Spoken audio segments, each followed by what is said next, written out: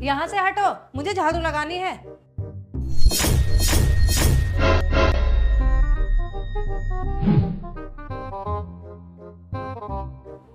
अपने इन खुरों को ऊपर कर लो, पोछा लगाना है मुझे।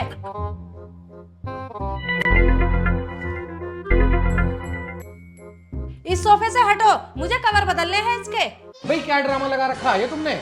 कभी झाड़ू लगानी है, कभी पोछा लगाना है, कभी कवर बदलने हैं। शांति से जीने दोगी या नहीं? ऐसा है, ये ऊंची आवाज में बात अपनी कचहरी में कहना, मेरे घर में और मेरे सामने। ये आवाज और ये नजरें दोनों नीची होनी चाहिए। अच्छा ठीक है, अब मुझे काम करने दो, वैसे भी बहुत काम है मुझे आज।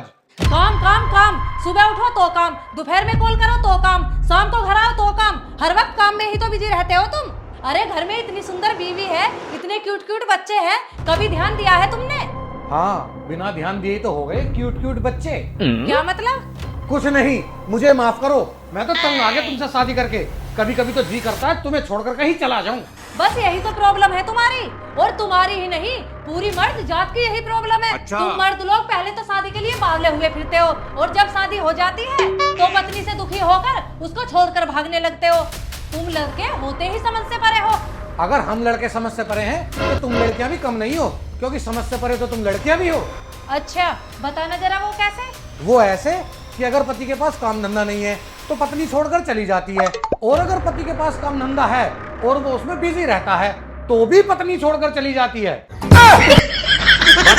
तो बोलो, वही ना तुम लड़कियां भी समझ से परे। बोलो, चुप्पी हो गई।